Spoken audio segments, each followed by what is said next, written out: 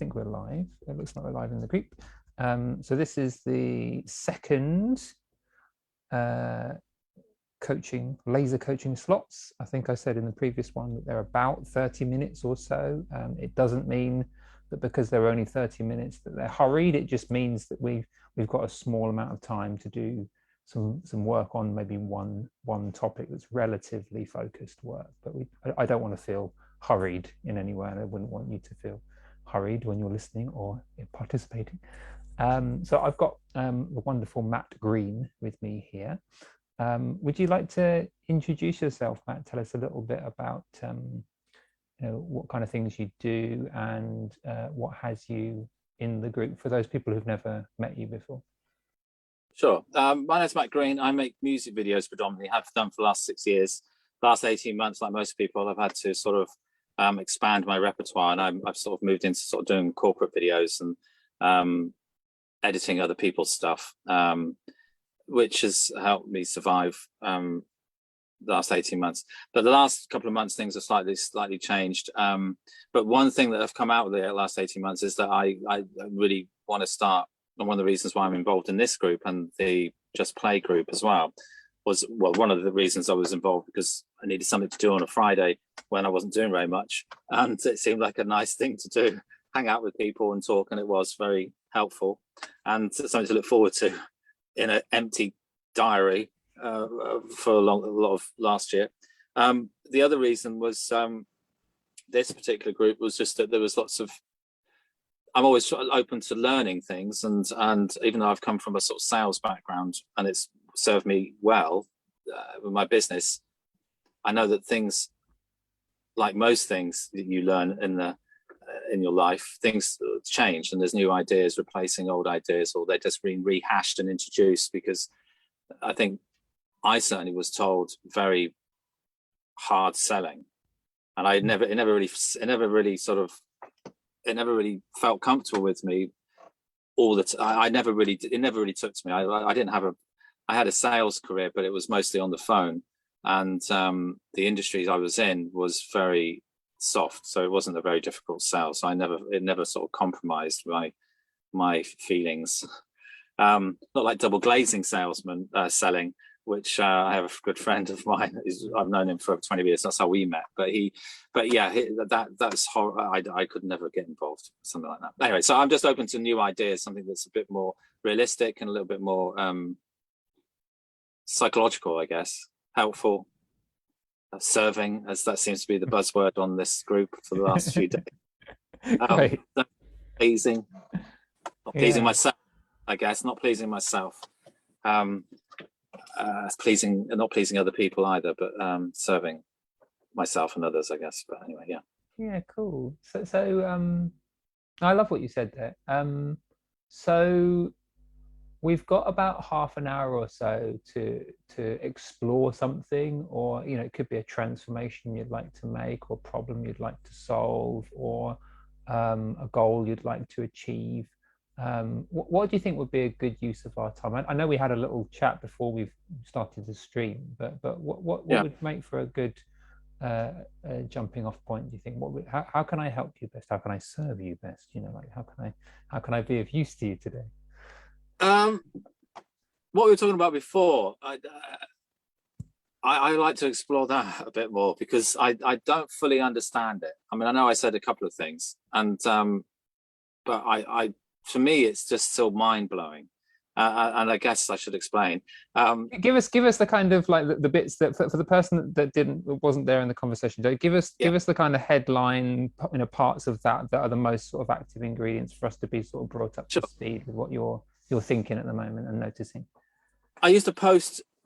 I get all my business through posting in Facebook groups that are relevant, so musicians Facebook groups. And I used to post, "Hey, I'm Matt. I make music videos. Here is my show reel. Here is some information. Here's my price. Get in touch." And I used to get responses, and that helped me build up my business for the last 6 years, and I was quite happy with that. But about a year ago, I noticed that this guy who did animated and lyric videos, he would just put a very simple text saying, "Anybody interested in animated or lyric videos, get in touch for more info," with a plain coloured background, and that was it. No link to showreel, no information about him, and no prices or anything, and he would get loads of responses, and I would just be, oh well, people think people must want lyric videos more than my sort of videos, because they probably have a perceived idea that they're cheaper and they can't afford to spend money on the proper videos, so they're going to get a lyric video in the interim. And so I just thought, oh yeah, that's nice for him, and I'd like it and follow it, and he would pop up every now and then and get loads of responses, and I assume he got loads of business from it, and I thought, good for him. I don't do lyric videos. But about a month ago, I thought, do you know what, I'm going to try what he tried. And it's because of that, because I kept seeing him come up and doing it, and also what you do, which is the same thing. You don't, you sort of say, contact me for information, or contact me for to take this further. And it was like, and it was text based, and it wasn't anything fancy. There wasn't a video or anything. And sometimes, anyway, so and I just it's because of you and this guy, I just thought I could try it, and I've been blown away by how much of a difference it makes. And I sort of have a couple of ideas why, but I don't really understand the exact reason why. And the reason why, because it's just, I mean, I get, and it's interesting, some of the groups do better than others, but I think that's just because of people going to it, how many people actually frequent it and stuff. But it's and it's almost like, as soon as one person does it, I didn't mention this before, but as soon as one person says yes please, then it's like a snowball effect, and like loads of people. I mean, it's crazy. I'll get one person and that's fine, and then the next day or the next hour or something, because it happens quite quickly.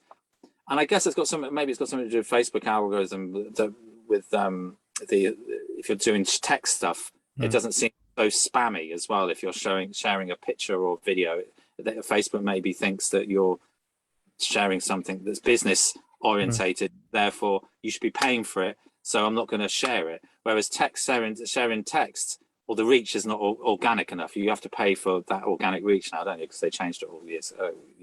But anyway, I've just realised that. But yeah, it's one person will say yes, send me the info, and I'll send the info, and then 20 minutes later somebody else will, and then somebody else, and somebody else, and somebody else, and it's like everybody's just desperate to get this information as soon as somebody else sees it. And I have thought that maybe there's, I have thought that I've had about 2 or 3 people out of about, I'd say about 40 people that have responded in the last couple of weeks, my things. And I only do it once every 2 weeks, because it takes me that long. It takes me 2 weeks to get through, sort out because some people have longer conversations than others, and I send them information, and they have to talk to their band, and then they might not talk to their band members until the weekend, so there's some delay. But it takes about 2 weeks. So I only post every 2 weeks, because that's sort of my sales pipeline, to use old parlance. And so those 2 weeks. So the last 2 weeks, I've had all these responses, and I still don't quite understand it. Are they converting into paid? Are they, do you have a sense of like what percentage is converting? Well, not everybody is. See, it's difficult to do it really, because I've had bookings immediately, like next week. I had one booking like for 3 days time, and within, and I messaged him. I mean, I was just lucky, I guess, but I guess there's the other adage, the old school adage: the harder you work, the luckier you get, which I truly believe. Because the more times you put stuff out there, the more chance someone has stumbling on it, which is what happened in this case. Because he said, "Oh, we got a gig on Sunday at Portsmouth, and I wouldn't happen to be free." And I was like, "Yeah." And he goes, and I said, "This is the cost." He says, "Right, okay." And I said, "This is you send it to." It's like, "Can I send you the money now? Because I'm going to be busy in the next couple of days." And I was like, "Yeah, sure." And within it was we did message 2 or 3 times. It was like about 10 messages, but it was all within about half an hour. And then he'd send me the money within half an hour, and it was in my diary. And then I shot it, and I've got another booking for November, because they've got another gig, and so yeah, that was. But so those ones immediate, and then there's ones within like 3 or 4 weeks, like a month. And there's some that after we had a whole conversation, I said, "Yeah, definitely interested, but we've got a gig at a particular venue in November or October." And so I get back in contact with you then, and I've yet to. I mean, when they're specific like that, it usually ends up okay. When people are vague, then I know from my experience. Yeah, I'll get back to you, or we're thinking about all that sort of stuff. I know that, and I can't do any more to engage, get a definite from them, then I know that's probably not going to end up. So I would say, I don't know, it's difficult to say, but I would say probably 1 in 5, Okay, 20%. that's cool. That's all right. Okay, cool, cool. So Yeah, roughly. Yeah. there are a bunch of things to say. So it's worth me, because I know obviously that this isn't just our conversation. There are people sort of watching, listening after the event and what have you. I'm not checking the stream to see if anyone's watching live, but this isn't just about having the perfect wording for a single post. Obviously, like, you know, what's being sold is part of this equation. So like, for example, if I went and said something like, does anybody want coaching, send me a message, that wouldn't work in quite the same way, because the nature of the like the way that the audience kind of understands what what coaching is, like they don't understand what it is in quite the same way that they understand. Yeah. Say again. Is it too vague? Well, yeah, it's relatively a new industry. It mean each coach means, you know, coaching means something different to each coach, that sort of thing. Yeah. But what there is a beautiful thing about it being, you know, for music videos, is because there probably aren't that many people who are kind of asking in that kind of way. So people do have enough of a concept of what a music video is and why it would be valuable. So they are probably already looking for, at least in the back of their mind, you know, there are people in that group who are already looking for that. So I'm just saying that because some people may go, well, okay, well, I'm going to put, does anyone want a guitar teacher, or does anybody want a band for their wedding next week? Or, you know, it doesn't quite, it's not quite the same thing. But what's I've just realised this is a secret. I should keep it a secret. If other music video people see it, they'll start doing it.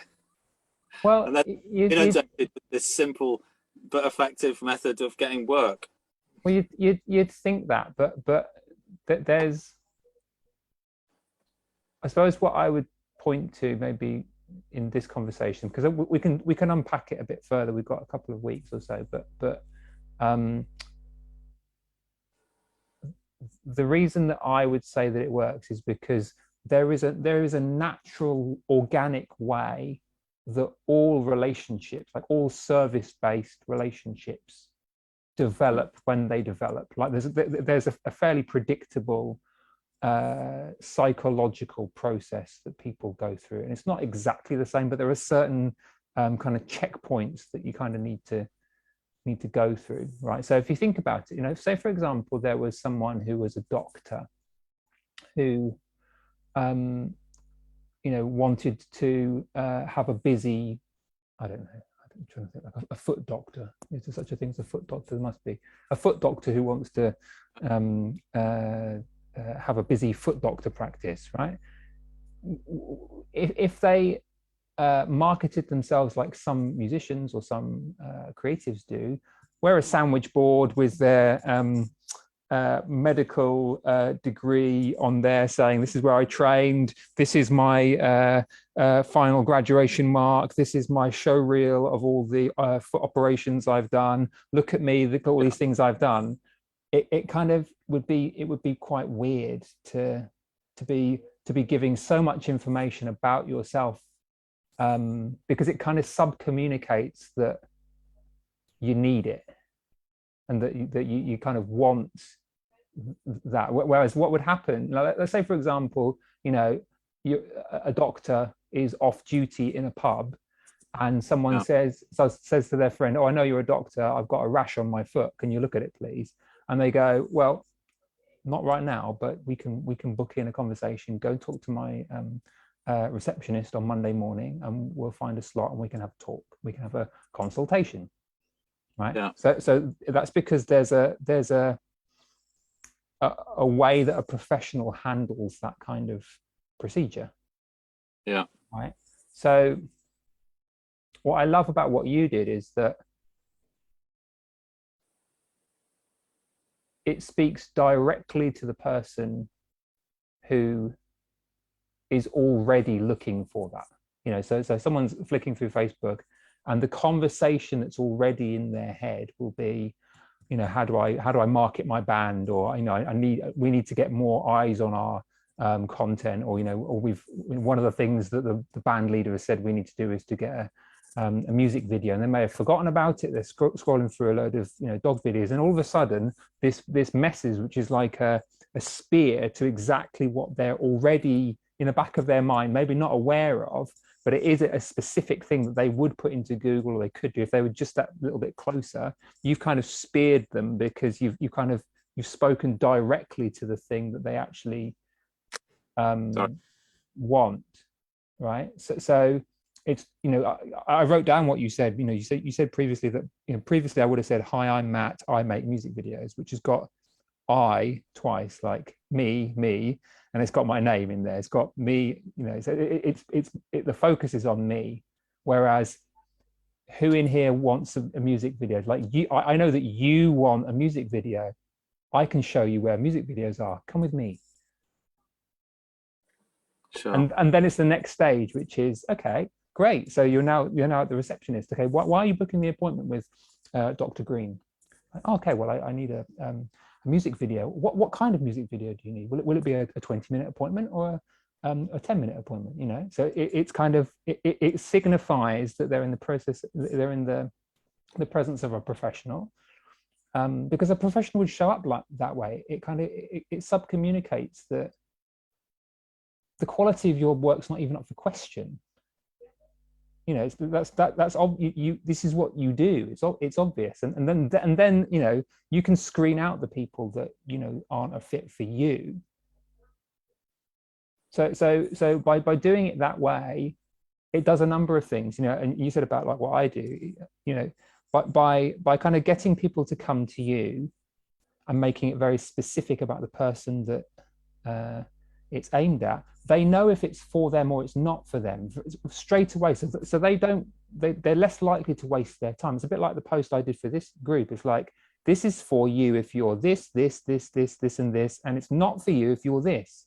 So at that point, I want to send people away. I don't want to work with everybody, because some of them are going to be like, well, who's this Bettini twat? Like, what, you know, who is he to, like, I don't know, it's just another guy trying to advise musicians. There are people who will think that of me, and there are people who do think that of me, right? There are some people in the group that know me better than that and think that what I have is interesting or useful, or you know, they'd at least like to be part of it and test it out. So that first post kind of screens people out, because it's very specific about who I want, but crucially who I don't want. Yeah. And then, like you've clocked, the fact that it's not immediately clear what it is, but it's just an invitation. It kind of helps them to kind of make it kind of not forces, but it nudges them to make a slightly stronger level of commitment. So the first kind of threshold point is they need to publicly put their hand up and say, I'm prepared to give that a punt. That's all. They're not saying I want to pay you, but fuck it, I'll give it a go. Right, so they put their hand up publicly and say, fuck it, I'll give it a go. Some people won't do that. They'll send you a message, you know, because they don't want to admit that they are going to do it with, you know, whatever. That's what I get. Maybe not in your case, because there's maybe not so much. Sometimes there's shame associated with getting help, you know. So sometimes people don't like it. I mean, some people, it doesn't make any difference. But you're kind of making it. You're kind of making these kind of points for them to kind of go through, so that go, okay, well, you know, would you like to give this a go? And they go, yes, I would. Thank you very much. And then you have a discussion. So what is it how come you put your hand up? What is it that you would like? Because you have come to me. What is the need that you have?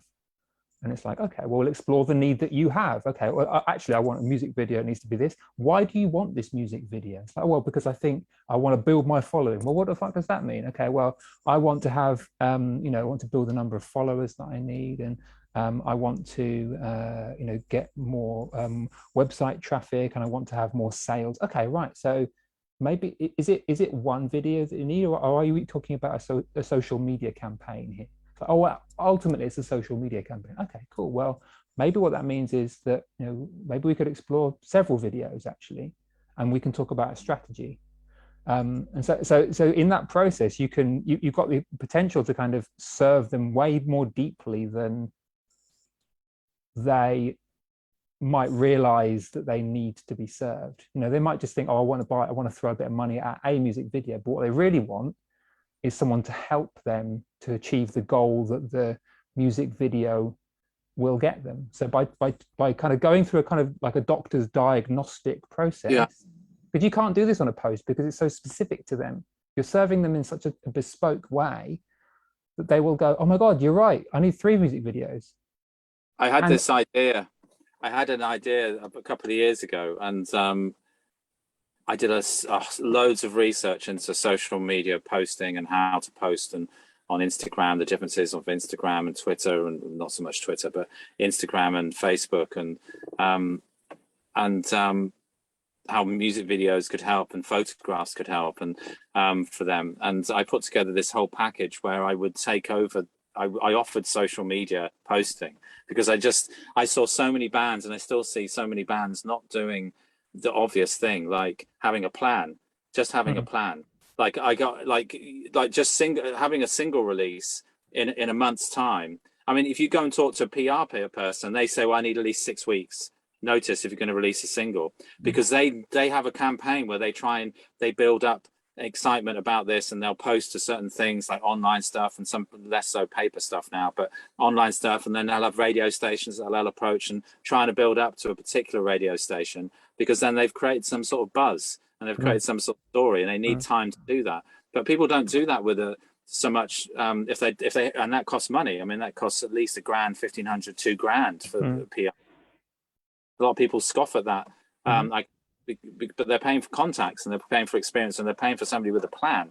But it's not that difficult to come up with a plan yourself, because if you work backwards, they're going to release a single at a gig. I'm going to do they've got this gig. That's when we're going to release the single. We'll release it a day before and then debut it at this gig. It's like, okay, well, you've got like 3 or 4 weeks where you could post photographs of you rehearsing or practicing or building up your image as a brand for the artist, but also little clips of you practicing and rehearsing, like 20-second clips with, oh, we're rehearsing for this. But like once a week, you recommend another band that is an influence to you. So it's not all about you, and you only sell something, say, hey, this is our merch, sell it once a week as well, because people don't want to be inundated. And so I had this 7-day plan where you would have all these things, but it never really took off. And I understand now, the reason why I'm mentioning this is when you mentioned it was, I can understand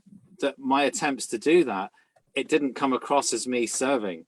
It didn't come across as I gave away. I inundated people with too much information. I'll give you an example. So I put this post for this group in my Facebook group, saying that I am going to do a 14-day free thing. Yeah. And one existing client, a client that was coming to the end of the package, we'd worked together for 6 months, came forward and said, I've got a lot of coaching from you already, but would you, could I be a part of this group? And so the post kind of rattled the tree a little bit for anybody that was kind of interested and thought, oh, that would be a fit. And then basically what happened was we had like a diagnostic conversation. We had a diagnostic conversation to go, well, okay, so thank you for asking about that. I'm sure you could be part of this if you want to, but what would actually be, what has you, we've worked together for 6 months, you've got a bunch of value, you said you found it really interesting. What was it about this one that really got your attention? And we unraveled it, and we went through a diagnostic process. We spent a good amount of time talking to each other. This is someone I know well, but who was coming to the end of the package. She's renewed for a year's worth of coaching, on the basis of a conversation that was started about a free program, and she's not in the free program. It's because the kind of journey that we went on was, diagnosis first, and careful diagnosis first, because this is what a professional, this is what a doctor does, or a lawyer does, or an accountant. because maybe they need a big chunk of work from you, and that's actually what they want to pay you for, or they want to pay you for the next few years to manage their video presence in a way that's going to really transform what their band can do. And the only thing that in their mind at the moment is, well, maybe I need a video, but they haven't completed the thinking through process. And they may have the money sitting in the bank. They may be delighted that you take it off their hands. But what hasn't happened, no one has had enough skill so far to take them through the journey of exploring what actually they want, why they want it, what it would mean if they got it, and then for them to reach a decision that's genuinely the best decision for them, not for your pocket, but the best decision for them.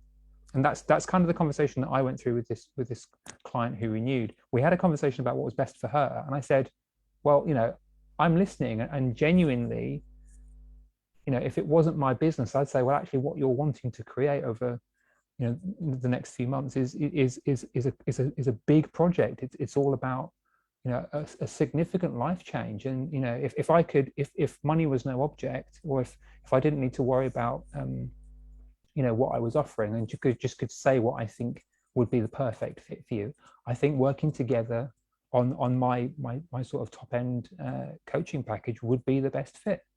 And I said, this is what it would look like. This is what it would involve. This is why I think it would fit exactly, to your needs. This is my kind of professional opinion about why I think that would be the prescription, as it were. We talked about the price, and she went, yeah, cool. Of course, I would be over the moon to do that. That seems like an absolutely brilliant idea. And even that process felt like she was being served. And this blows my mind, because I used to kind of get jittery about, oh my God, I've got to have a sales conversation. I've got to try and ask for big money from people. And they don't, when someone buys that, like something big like that, they're delighted to, because someone's listened to them and they're going to get what they actually want, rather than having to try and join up all the dots themselves. They feel like they're with a professional. In the same way that a doctor, you don't worry when a doctor's saying, bend your arm this way. Does it hurt when you do this? They ask a series of questions, and in their mind, they're getting closer to the correct diagnosis, and you feel you're in safe hands. So there's something about showing up in that kind of professional way and diagnosing before you prescribe. It just reassures people, because it's a format that they know. It's kind of like a fiduciary relationship, rather than, can I sell you a music video? Like, do you want my one-off sort of knocked off? It's like I'm trying to get as many as I can. It's different to, so you have a band and you're wanting to grow that, or you're building an audience. Who's your audience? Like listening to them in such a deep way, where they really go, he gets me. He's part of the band. There's such an opportunity, because when you get to a certain level in the music industry, you'll naturally attract a manager, because they'll be out, and the way it works, and I found this out a few years ago, because I read some stuff, and I spoke to somebody I met at O2 in Islington, was that you're when you get to a certain level of success, where you're regularly pulling in 200 or 300, 400 people, well, to start off 20, 30 people, and then the next level, so you can fill up a place that's got a capacity of say 100, and then the next level is 200 or 300, and the next level is 500, 600, and then 1,000, 1,200, 5,000, then 10,000. There's managers at all those levels within the music industry who will have the contacts and the ability and the people and the knowledge and experience to make that happen at that level. So at the first level, second level, third, and so it's almost like you pass the baton on as a manager to the next manager, because you don't have the. That's not always the case, but you don't have this. You don't have the contacts. You don't have the skills. You don't have the whatever. You don't have the desire to take that person who's been playing at 50, 60 people to 10,000 people, because you just got no experience of it, and it's a huge undertaking on every level, from bookings and the venues, and technically, and transportation or logistics, everything. And so it's like, and so.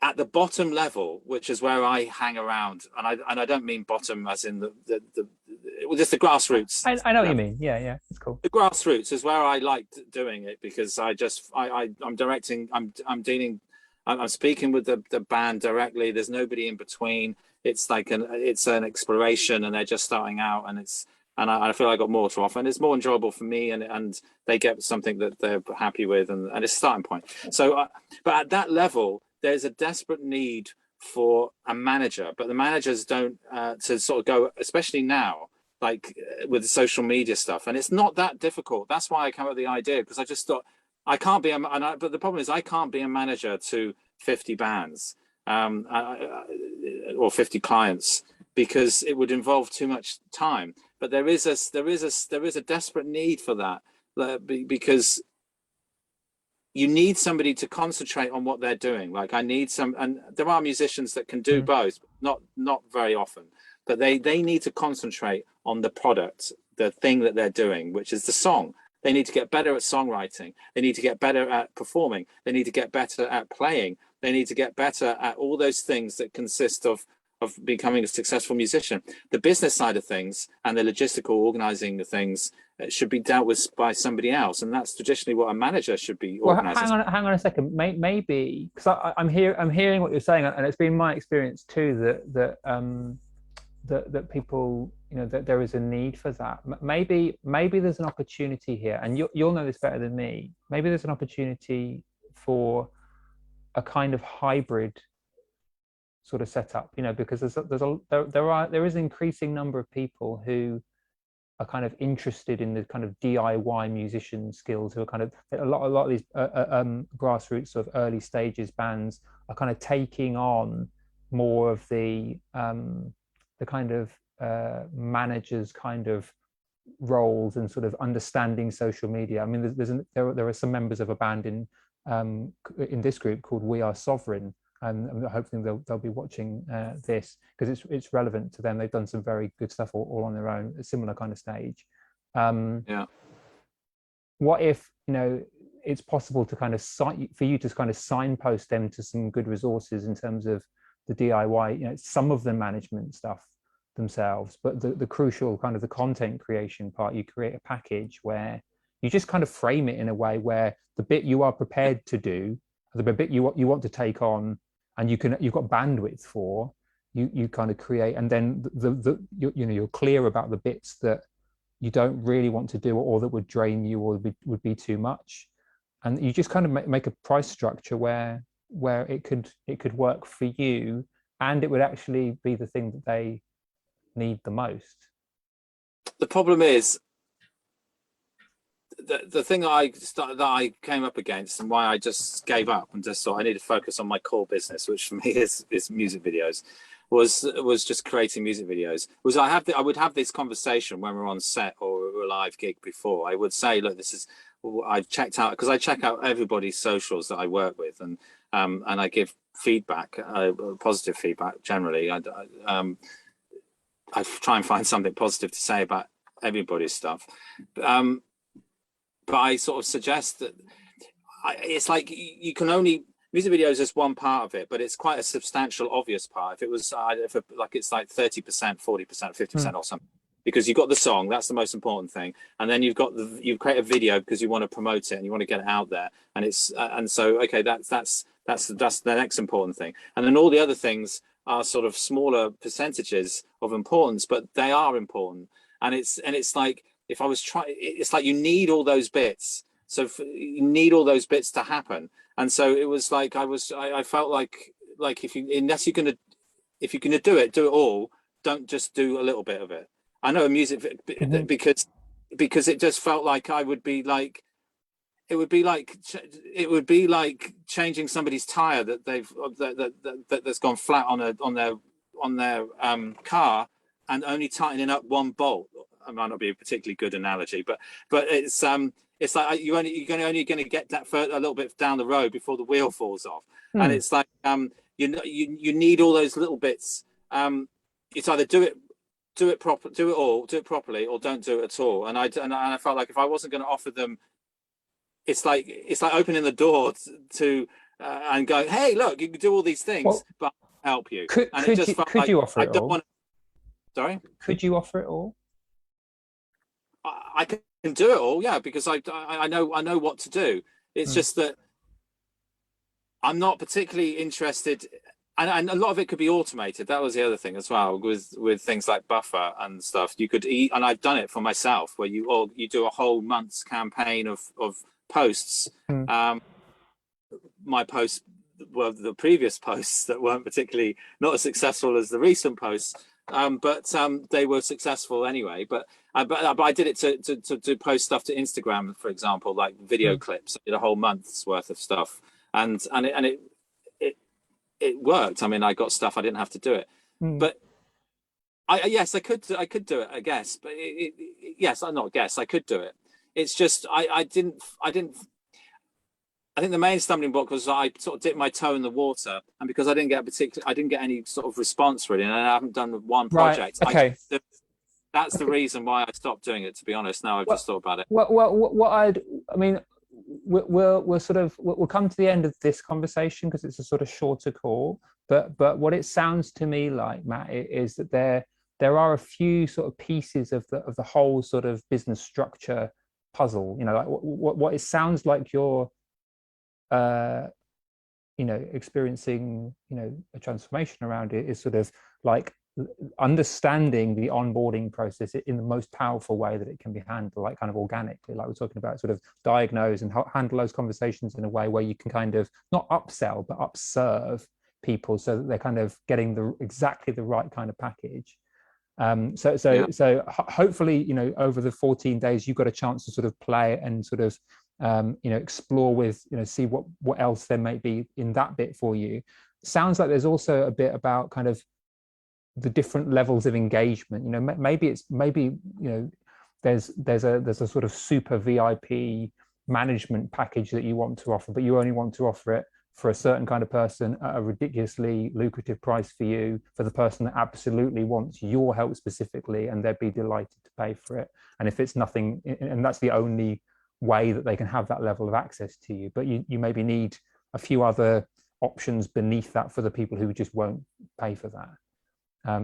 Usually people have different levels of kind of access to somebody like that. So if it's just all they're wanting is a music video, there's some basic packages, there's maybe some social media, strategy at the next level, and then there's kind of more of a done for you service, but it's premium, and you'd have room for maybe, and I'm making up, like 2 bands a year, and it's only a year that you work with them, for example. I'm making this up, but you just decide the format that you want to work with. Well, I came up with 3 months, like a 12-week thing. So you would, and in that period of time, you would release a single, and then you would release an EP or an album in that 3-month cycle. So you would, at the end of the first month, it would be a single release. At the end of the second month, or near the end, at the end of the third month, it would be an album release. And the idea was that you would then continue, if you wanted to do another 3 months, it would naturally fit on the end of that. And so you'd have a 6-month cycle between sort of single releases, which prompts an EP or an album release. So it was like, so because it was realistic, I thought, because people have got to write songs, and they've got to gig it, and then they've got to promote it and everything. But what you're saying makes sense. I mean, I just hadn't really, I'd abandoned it and put it at the back of my head. This cool, because I wasn't successful, but now this whole post thing and the language, that's the thing you mentioned, the language about the eyes and stuff, it sounds so obvious. And when I used to sell on the phone, I never spoke, it wouldn't be like that.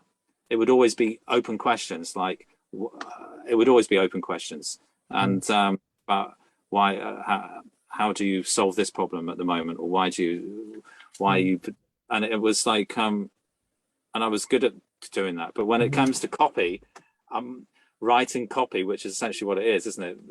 On words. It's obvious now. It's obvious to think about it now. That thing. I am getting excited hearing you talk about it, because I can notice the potential, because it's easy to, if you're seeing it in one particular way, and then it seems like, okay, well, actually, we're going to need to shelve that. But actually, if there is some potential there to, for your average client spend to go up because of the artful way that you handle those initial conversations with people, and you diagnose in a slightly more fine way. And there's also a structure where some of them will then have access to a higher, more premium level of access to you. I can imagine how that could change things. And maybe at the bottom of the structure, you could have some kind of, like we were talking about in messages, like a kind of idiot's guide to making your own music videos, so you can kind of push away some of the people who are out of your for whom you're out of their budget. You can still serve those people, but they pay a price point that's suitable for them, and so you've got different levels of access. So if someone goes to you, well, I can't afford, I don't know, 10 grand for your premium package, then pay for this 6-week, 6 video series that's the best thing that's out there. It's such good quality. People have got amazing results. They've made amazing videos as a result of it. Cost you 200 quid. How's that? Okay, great. And you sell loads of those. You see what I mean? You can make a structure where that would. The irony is that every time I talk to artists and musicians, I always say you should, about merch, I said you should have a package on there, because out of 100, I always give this analogy. I say if you've got 100 people, if you've got 100 fans, you're going to get 1 or 2 people who have a lot of money, and then you'll have some people, because your 100 fans will probably be representative of the demographic of the country. So you're going to have, potentially you could have a millionaire who's a fan of your music. So they look on your merch and they go, yeah, I can buy a hat and stuff like that. But they might want to. You should have on your merch thing like a 5 grand package where you'll spend a week with them if you're into that sort of thing, or a grand package where you'll come and write a song with them at their house with your guitarist or something. Because there's gonna, even if it's only once every couple of months, that's good. Take your own advice then. Yeah. I know. I've just realized that I was giving out the advice and I wasn't taking it myself. But yeah, because I'd forgotten about it. I'd literally just shelved it as an idea. It came up. Yeah. Anyway, that's interesting. Oh, it's interesting looking to somebody what that brings up, what that sort of generates as an idea and going through stuff.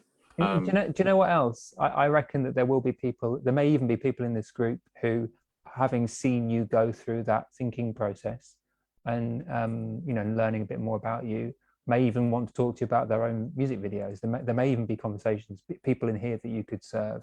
I'm not saying like, turn everybody in the group into like a prospect and you try and make money out of them, but there may be relationships in here that are only one connection away from serving people and then building relationships. So I would encourage, particularly for you, there's an opportunity here to kind of use it as a networking, or even just like getting, hearing other people in this group's ideas about what has been discussed in the conversation, because I think you're onto something. So I'm leaving this conversation really excited for what's going to come up for you in the next week and a bit. It's I've really enjoyed speaking. I've never used this group to do anything other than just to hang out and learn, really. I mean, I say what I do, but I've never sort of hounded anybody. Because I've just thought that if people want something, then they'll ask. I know not everybody does that. I know not everybody does. Are you happy for people in this Prosperous Musician group to ask you questions about music videos? Oh yeah, I'll discuss anything. Cool. I'll be discussing anything.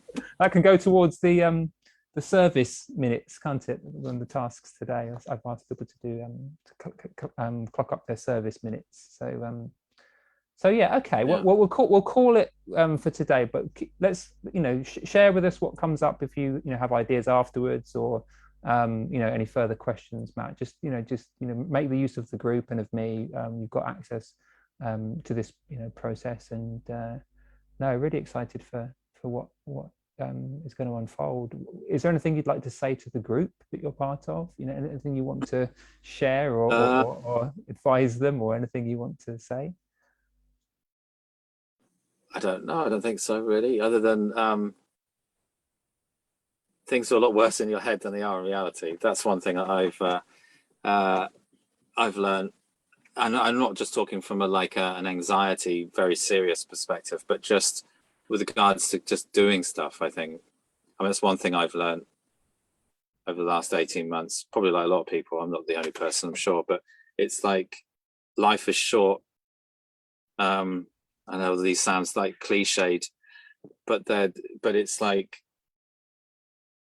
yeah, just life is short. Just get on with it. It's like, what's the worst that's going to happen? You're not going to die from it. Hopefully not. Generally not. Most of the time you're not.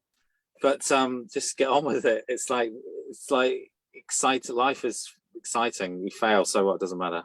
And I mean, people say that anyway, don't they? But it's like, yeah.